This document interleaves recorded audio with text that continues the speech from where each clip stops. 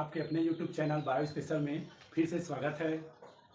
आज हम रक्त के बारे में और आगे डिस्कस करते हैं कि ब्लड ग्रुप का कितना प्रतिशत पाया जाता है। विभिन्न प्रकार के जो रक्त समूह होते हैं वो कितने प्रतिशत में अलग अलग पाए जाते हैं, उसके बारे में आज चर्चा करेंगे।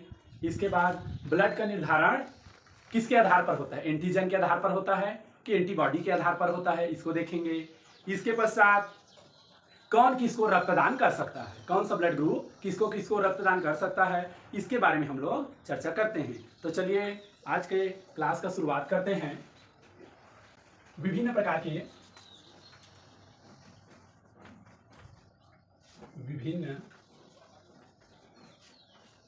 के रक्त समूह का प्रतिशत।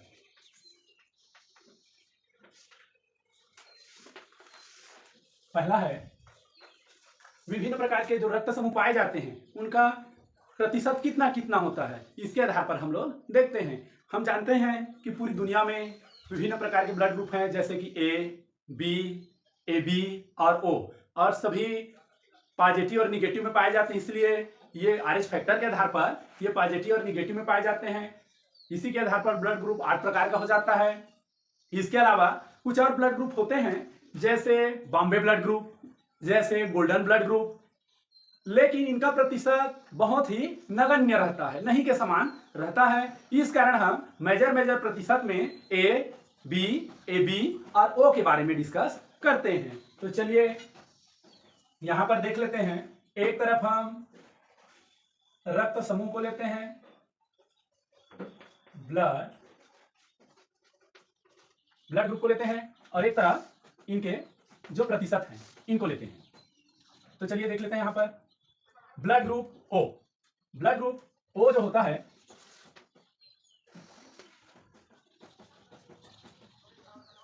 ब्लड ग्रुप ओ जो रहता है दो रूपों में पाया जाता है। एक है ओ पॉजिटिव और ओ निगेटिव।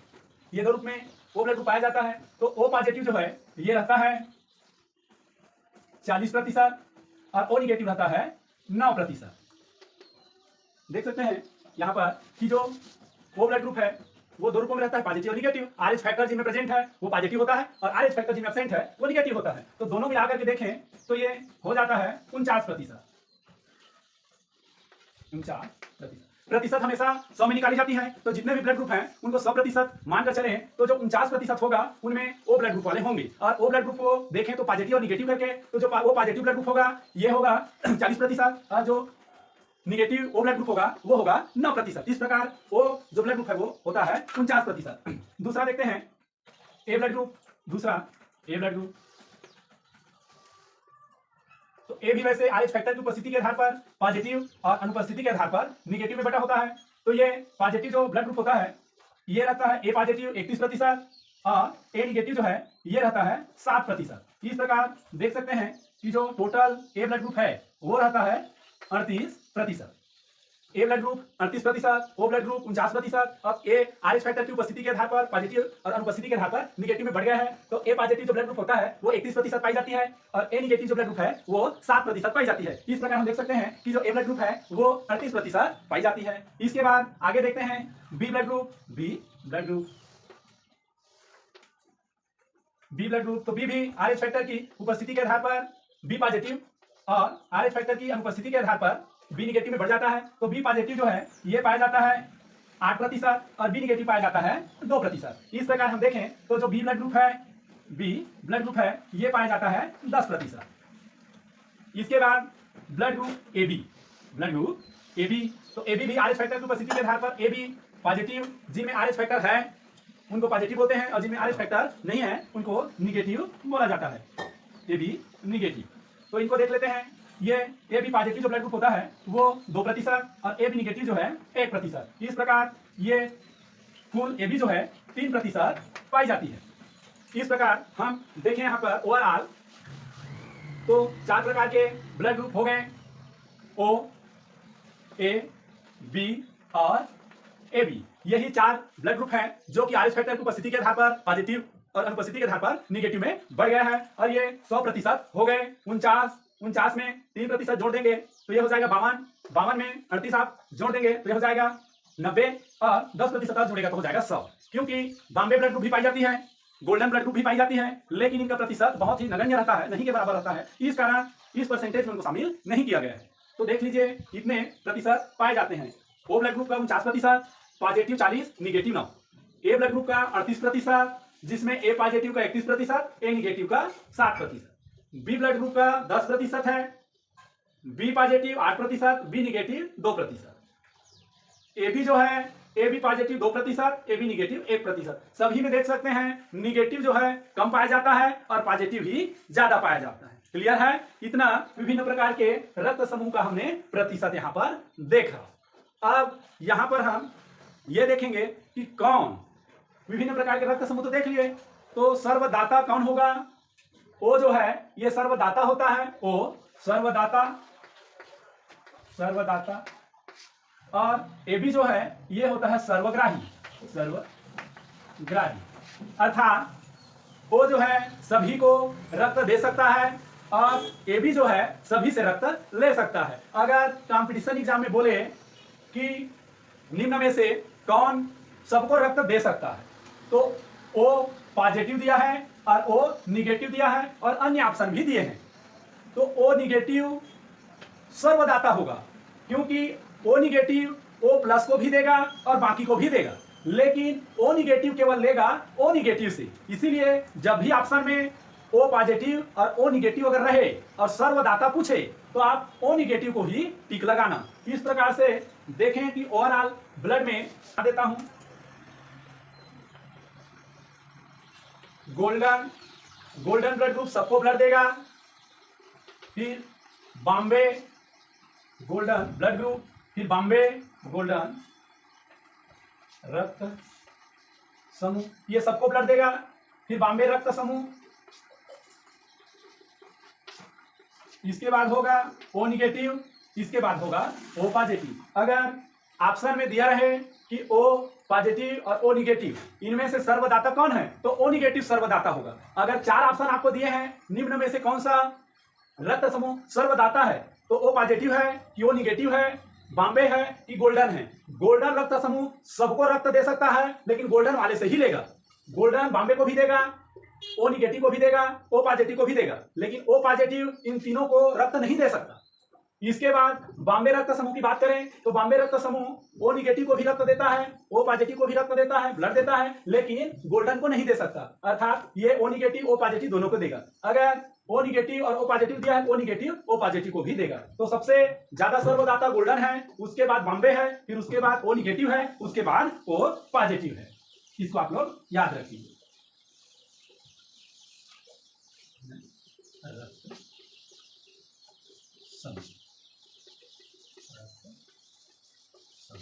चलिए अब आगे बढ़ते हैं। रक्त समूह का निर्धारण,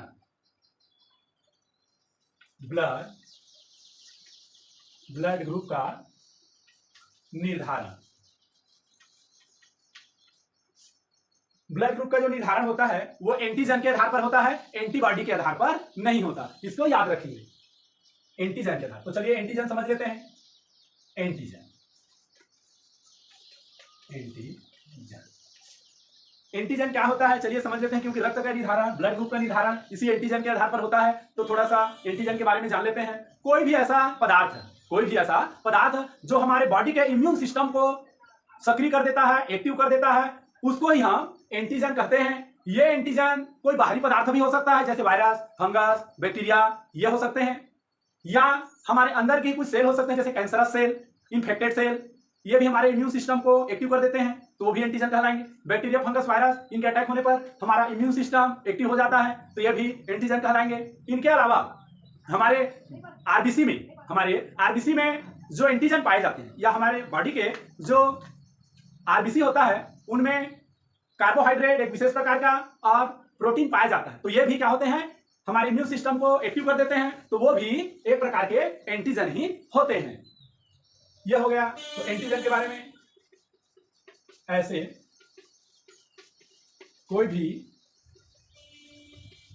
पदार्थ जो हमारे इम्यून सिस्टम हमारे इम्यून सिस्टम को क्या कर देता है, सक्रिय कर देता है, सक्रिय कर देता है, उसे एंटीजन कहते हैं, एंटीजन कहते हैं। कोई भी ऐसे पदार्थ जो हमारे इम्यून सिस्टम मतलब प्रतिरक्षा तंत्र, जो हमारे शरीर में पाई जाती है, जो हमारे शरीर की सेना कहलाती है, जो हमें बाहरी रोगों से, इन्फेक्टेड होने से बचाती है, इनको हम लोग इम्यून सिस्टम कहते हैं। तो ये इम्यून सिस्टम सक्रिय हो जाते हैं जिस किसी भी पदार्थ से, तब उसे ही हम एंटीजन कहते हैं। ये कोई बाहरी पदार्थ, बैक्टीरिया, फंगस, वायरस हो सकता है, या हमारे शरीर के अंदर के जो सेल्स होते हैं, जैसे कैंसरस सेल, हमारे इन्फेक्टेड सेल, तो ये भी हमारे इम्यून सिस्टम को एक्टिव करते हैं। इसके अलावा जो आरबीसी में, ये जो आरबीसी होता है, इसके ऊपर कार्बोहाइड्रेट, इसके ऊपर प्रोटीन पाई जाती है, तो ये भी क्या करते हैं, हमारे इम्यून सिस्टम को सक्रिय कर देते हैं, एक्टिव कर देते हैं। तो इसको ही हम एंटीजन कहते हैं। और ब्लड ग्रुप का निर्धारण एंटीजन के आधार पर होता है, एंटीबॉडी के आधार पर नहीं होता। अगर आरबीसी में एंटीजन ए पाया जाता है तो उसे ए ब्लड ग्रुप बोला जाता है। अगर इसमें बी एंटीजन पाया जाता है तो बी ब्लड ग्रुप बनता है। अगर आरबीसी में ए बी एंटीजन पाया जाता है तो ए बी ब्लड ग्रुप बनता है। और जब कोई भी एंटीजन नहीं पाया जाता, एंटीजन एब्सेंट होता है, तब उसे ओ ब्लड ग्रुप बनता है। ओ ब्लड ग्रुप में कोई एंटीजन नहीं पाया जाता। इस प्रकार देख सकते हैं कि ब्लड ग्रुप का निर्धारण किसके आधार पर हो रहा है, एंटीजन के आधार पर हो रहा है, एंटीबॉडी के आधार पर नहीं होता। और ये जो एंटीजन होता है, जिसे ब्लड ग्रुप का निर्धारण होता है, ये कार्बोहाइड्रेट नेचर के होते हैं। कॉम्पिटिटिव एग्जाम में पूछ देता है कि जो ब्लड ग्रुप का निर्धारण करने वाला एंटीजन होता है वह कार्बोहाइड्रेट होता है कि प्रोटीन नेचर का होता है। तो कार्बोहाइड्रेट नेचर का होता है, इसको याद रखिएगा। और आरएच फैक्टर जो होता है वो प्रोटीन नेचर का होता है, वह एक प्रकार का प्रोटीन होता है, इसको आप लोग याद रखिए। इसके आधार पर फिर देखेंगे दूसरा, एंटीबॉडी। एंटीबॉडी कोई भी बाहरी पदार्थ या ऐसे कोई भी पदार्थ जो हमारे इम्यून सिस्टम को एक्टिव कर देता है, तो वो उनसे लड़ने के लिए हमारे शरीर में कुछ विशिष्ट पदार्थ बनाता है, जिसे हम लोग एंटीबॉडी कहते हैं। विभिन्न प्रकार के जो एंटीजन होते हैं, उनके विरुद्ध में, उनसे लड़ने के लिए हमारा इम्यून सिस्टम सक्रिय होकर के जो पदार्थ बनाता है, उसे ही हम एंटीबॉडी कहते हैं। अब चलिए तीसरा देखते हैं, immune system. Immune system, immune system मतलब प्रतिरक्षा तंत्र। हमारे शरीर में विभिन्न प्रकार के virus, bacteria, fungus, cancerous cell, कई प्रकार का आक्रमण होता है। तो हमारा शरीर एकाएक बीमार नहीं पड़ता, हमारा शरीर पहले लड़ता है। हमारा शरीर पहले उन बैक्टीरिया, फंगस, वायरस से लड़ता है, और लड़ने के लिए हमारे शरीर में एक प्रकार की पूरे सेना का जाल बिछा हुआ रहता है। तो यही लड़ने का जो सिस्टम है हमारे जो शरीर में पाई जाती है, इसी को बोलते हैं हम लोग इम्यून सिस्टम। और लड़ने के लिए जो पदार्थ बनाता है एंटीजन के विरुद्ध, उसे बोलते हैं हम लोग एंटीबॉडी। ठीक है, अब हम देखते हैं, अभी तक आपने एंटीजन समझा, एंटीबॉडी समझा, इम्यून सिस्टम समझा। अब हम लोग देखते हैं ब्लड ग्रुप का निर्धारण, जो कि एंटीजन के आधार पर होता है। एक तरफ लिख लेते हैं ब्लड ग्रुप, ब्लड ग्रुप, एक तरफ लिख लेते हैं एंटीजन, फिर antibody, antibody. A blood group, B blood group, A B blood group और ओ ब्लड ग्रुप। इनमें देखेंगे जो ए ब्लड ग्रुप, मैं पहले ही बोल दिया था कि ब्लड ग्रुप का निर्धारण एंटीजन के आधार पर होता है। ब्लड ग्रुप का निर्धारण based on antigen, blood group का निर्धारण एंटीजन के आधार पर होता है। तो ब्लड ग्रुप अगर ए है तो उनमें एंटीजन ए होगा, और इसके विपरीत इनमें क्या होगा, एंटीबॉडी होगा। अगर ए ब्लड ग्रुप है तो एंटीबॉडी बी रहता है, क्योंकि इसके अगेंस्ट विरुद्ध है। फिर बी ब्लड ग्रुप है तो एंटीजन बी होगा, क्योंकि एंटीजन के आधार पर ही ब्लड ग्रुप बना है। अब इनमें एंटीबॉडी ए रहता है। अगर सेम सेम होगा तो ये क्लाट हो जाएंगे, थक्का जम जाएंगे, और ब्लड के आरबीसी जो है उलझ जाएंगे, फंस जाएंगे, और आदमी की मृत्यु हो जाएगी। ए बी ब्लड ग्रुप, तो ए बी ब्लड ग्रुप में ए बी एंटीजन होगा, किसी कारण से इसमें कोई एंटीबॉडी नहीं पाई जाती है। ए बी ब्लड ग्रुप में दोनों प्रकार के एंटीजन होने के कारण कोई भी एंटीबॉडी नहीं पाई जाती, क्योंकि ए के साथ ए का और बी के साथ बी का पेयरिंग हो जाएगा, और पेयरिंग होकर के दोनों जो है थक्का जमा लेंगे, और थक्का जमाएंगे तो आरबीसी जो है क्या हो जाएगा, रुक जाएगा, और रुक जाएगा तो फिर आदमी की मृत्यु हो जाएगी। ओ ब्लड ग्रुप, इनमें कोई एंटीजन नहीं पाया जाता, क्योंकि इसमें दोनों प्रकार के क्या पाए जाते हैं, एंटीबॉडी पाए जाते हैं। दोनों एंटीबॉडी पाए जाने के कारण ओ ब्लड ग्रुप में कोई एंटीजन नहीं पाया जाता, क्योंकि यहां अगर एंटीजन पाया जाएगा तो इससे पेयरिंग हो जाएगा और ब्लड का थक्का जम जाएगा, और ब्लड का थक्का जमने के कारण आदमी की मृत्यु हो जाएगी। तो अभी आपने देखा कि ब्लड ग्रुप का निर्धारण एंटीजन के आधार पर होता है, और जो एंटीजन होता है वह प्रकृति में कार्बोहाइड्रेट नेचर का होता है, और RH फैक्टर जो होता है वह प्रकृति में प्रोटीन नेचर का होता है। इस प्रकार से आपने ब्लड ग्रुप का निर्धारण देखा जो कि एंटीजन के आधार पर होता है। अब हम लोग देखते हैं कौन किसको रक्त दे सकता है, कौन किसको रक्त दे सकता है। रक्तदान। रक्तदान करते समय जो रक्तदाता होता है उनका एंटीजन देखा जाता है, और जो रक्तग्राही है उनका एंटीबॉडी देखा जाता है। तो एक तरफ लिख देते हैं रक्तदाता और दूसरे तरफ रक्तग्राही। एंटीबॉडी, रक्तग्राही का एंटीबॉडी देखा जाता है, और जो रक्तदाता होता है उनका एंटीजन देखा जाता है। एंटीजन, रक्तदाता का एंटीजन देखा जाता है और रक्तग्राही का एंटीबॉडी देखी जाती है। जैसे कि यहां पर देख सकते हैं ए ब्लड ग्रुप है, बी ब्लड ग्रुप है, ए बी ब्लड ग्रुप है, ओ ब्लड ग्रुप है।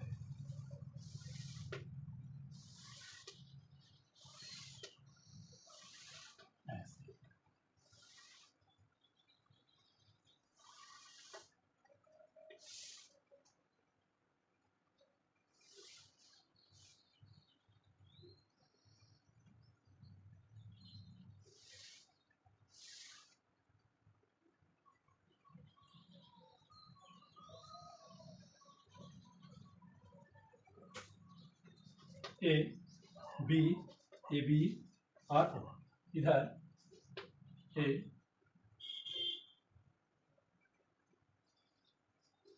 बी और ओ। इनमें देख सकते हैं ए एंटीजन पाई जाती है, बी एंटीजन पाई जाती है, ए बी एंटीजन पाई जाती है, इनमें एंटीजन नहीं पाया जाता। इनमें देख सकते हैं आप ए वाले में बी एंटीबॉडी पाई जाती है, बी में ए एंटीबॉडी पाई जाती है, ए बी में कोई एंटीबॉडी नहीं पाया जाता, और ओ में ए एंड बी दोनों एंटीबॉडी पाई जाती है। तो जो रक्तग्राही होगा उनका एंटीबॉडी देखा जाएगा, और जो रक्तदाता होगा उनका एंटीजन देखा जाएगा। तो चलिए देख सकते हैं, ध्यान रखिएगा ए का एंटीबॉडी ए के साथ पेयरिंग नहीं होना चाहिए वरना थक्का जम जाएगा, बी का बी के साथ पेयरिंग नहीं होना चाहिए वरना थक्का जम जाएगा। तो चलिए देखते हैं ए किसको किसको ब्लड दे सकता है। ब्लड ग्रुप जो ए होगा वो ए को ब्लड दे सकता है क्योंकि इसमें एंटीबॉडी बी है, ए नहीं होना चाहिए। ए ब्लड ग्रुप बी को नहीं दे सकता क्योंकि यहाँ पर एंटीजन एंटीबॉडी ए है और यहाँ पर एंटीजन ए है, और ए एंटीजन ए एंटीबॉडी दोनों मिल जाएंगे तो थक्का जम जाएगा, आदमी की मृत्यु हो जाएगी। तो इसको रक्त नहीं दे सकता, इसमें कोई एंटीजन नहीं है, कोई एंटीबॉडी नहीं है, और कोई एंटीबॉडी नहीं होने के कारण इसमें कोई दिक्कत ही नहीं है, ये इसको रक्त दे सकता है, ब्लड डोनेट कर सकता है। और ओ में तो दोनों है तो इसको रक्त नहीं दे सकता। ठीक है, अब देख सकते हैं बी ए को नहीं दे सकता रक्त क्योंकि इसको देगा तो बी एंटीजन और बी एंटीबॉडी दोनों थक्का जम जाएंगे, आदमी की मृत्यु हो जाएगी। ये बी जो है बी को दे सकता है क्योंकि इसमें एंटीजन बी है और इसमें एंटीबॉडी ए है, तो कोई दिक्कत नहीं होगा ब्लड डोनेट करने से। बी ए बी को दे सकते हैं क्योंकि इसमें एंटीजन बी है और इसमें कोई एंटीबॉडी नहीं है, तो इसको ब्लड डोनेट कर सकते हैं ए बी को। इसके बाद बी ओ को नहीं दे सकते क्योंकि इसमें एंटीजन बी है और इसका एंटीबॉडी बी मिलकर के क्या कर देगा, थक्का जमा देगा, और थक्का जमाने से आदमी की मृत्यु हो जाएगी। ए बी देख सकते हैं यहां से इसका पेयरिंग हो जाएगा, इसीलिए ए बी ए को नहीं दे सकता, ए बी बी को भी नहीं दे सकता क्योंकि एंटीजन ए के साथ पेयरिंग हो जाएगा तो थक्का जम जाएगा, आदमी की मृत्यु हो जाएगी। ए बी जो है ए बी को दे सकते हैं क्योंकि इनमें कोई भी एंटीबॉडी नहीं है, इसी कारण कोई दिक्कत नहीं होगी ब्लड डोनेट करते समय। ए बी जो है ओ को नहीं दे सकते क्योंकि A B antigen A B antibody से जुड़ जाएंगे, थक्का जम जाएंगे और आदमी की मृत्यु हो जाएगी। ओ निगेटिव नहीं, यहाँ पर ओ ब्लड ग्रुप है जिनमें कोई एंटीजन नहीं पाया जाता, और कोई एंटीजन नहीं पाए जाने के कारण यह सर्वदाता होगा क्योंकि